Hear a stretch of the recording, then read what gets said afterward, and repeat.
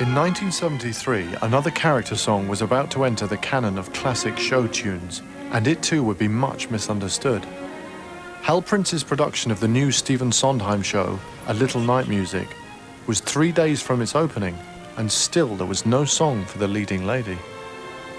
There's a scene in the second act between Desiree, the second-rate actress, and her lover of a long time ago. And he says to her, I can't lose my feeling for this young bride of mine. And so he regretfully takes his leave. And Hal said, I'd like to know what you think about this woman and what her emotions are at this point, where my character is having to face getting older and losing her man. And we ad-libbed the really vital scene, emotional scene for them. The scene hadn't been changed, but somehow you felt you wanted to know what her reaction to him was, rather than knowing his feeling, what made him want to leave.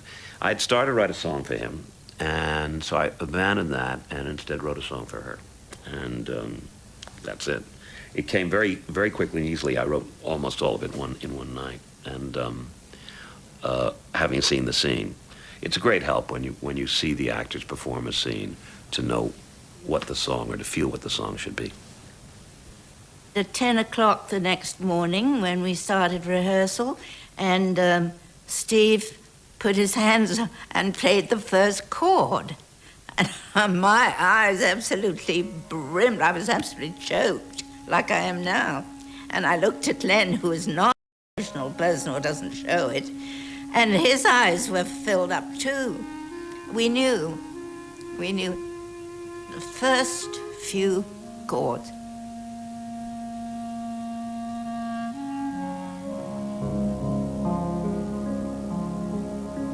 Isn't it rich? Are we a pair? Me here at last on the ground, you in mid-air. Send in the clowns. She has a small, very silvery, very musical voice, and a very little sustaining power. So I wrote it in short phrases. And that, in fact, suggested questions to me. The fact that I knew I was going to have to write in short phrases, it suggests questions. So the lyric is built on questions. So, and also, I deliberately picked notes that would cut themselves, words that would cut themselves off, like rich, isn't it rich? Which is not a word you can sustain. You can't go, isn't it? In fact, the singers who go, isn't it rich, are not only missing the point, but they're trying to sustain on a closed vowel, and it always sounds unsatisfactory. But if you hit the word, isn't it rich, it's much more effective, and that's what Glynis did. Just when I'd stopped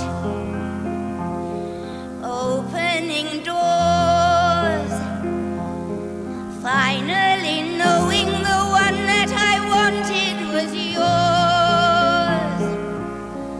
making my entrance again with my usual flair,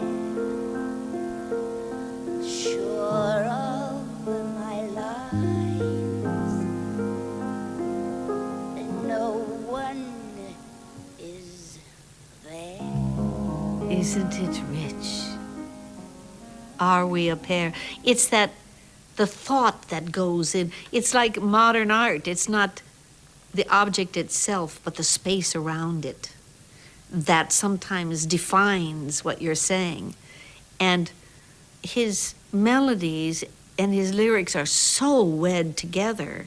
It's almost like they have to be done the way they're set up on the page.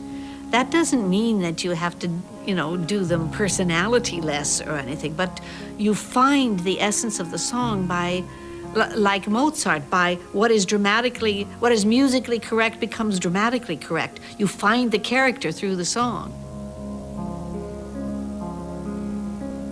Isn't it rich? Isn't it queer? losing my timing this late in my career. And where are the clowns? There ought to be clowns. Well, maybe next year.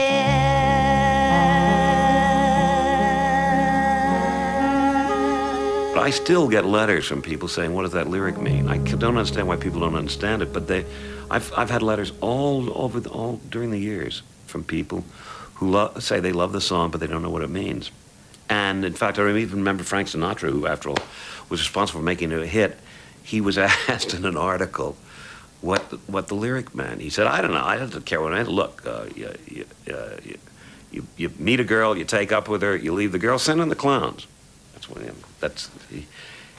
He had no specific idea of what it meant. We just knew that